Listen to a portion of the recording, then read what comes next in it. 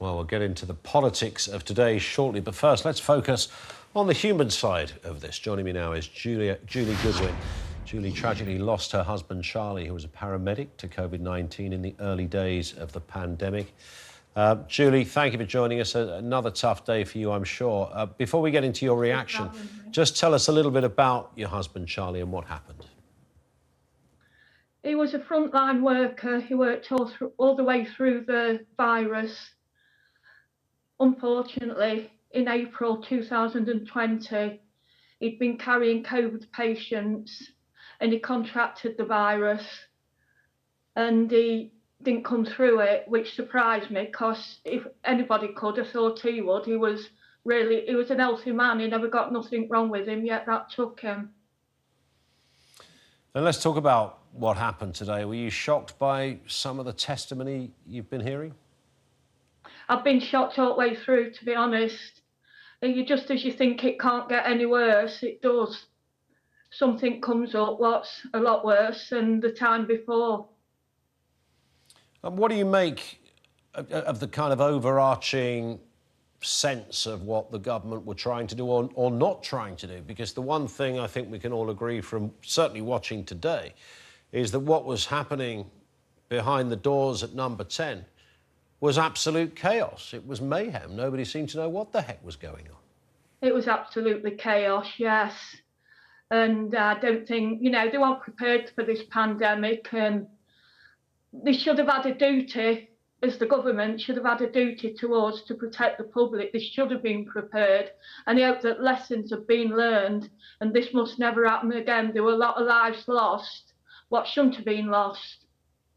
Would you like to see this inquiry go deeper and really get into it? I mean, there was a lot of the bad language that we're hearing takes a lot of the headlines, but, what is relevant to people like yourself is to know and have trust and faith in your government. You want to think they were doing something about this and trying to protect people. You feel they clearly weren't.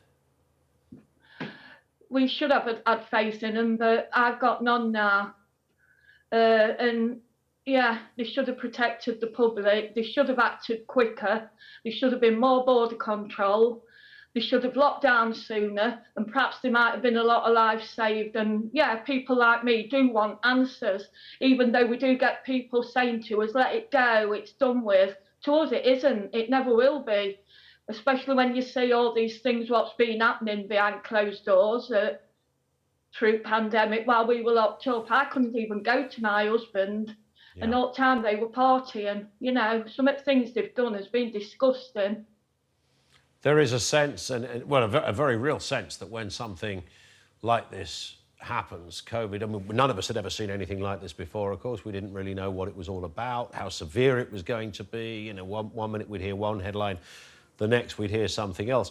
The one thing, I guess, that we hope, Julie, is that our government have our backs, right? That's what we want to think is happening, that these very clever people who work behind the scenes know what they're doing, they're pulling the levers, and as it turns out, it seems hardly anybody knew what was going on. They didn't though, did they? It was just a shambles. They didn't know nothing. And what's more, I don't think they cared about such as us, what had suffered, lost somebody, and severe devastation. I'll say it must never happen again, and I do hope they've learned. What would you say to Boris Johnson, bearing in mind we've heard a little of some of the things others suggest he said and thought during this time? What would be your message to the former Prime Minister now?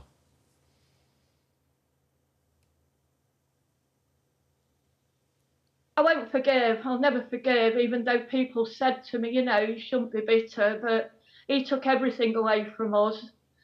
I've got a special needs daughter, what I was left with to tell, and a son.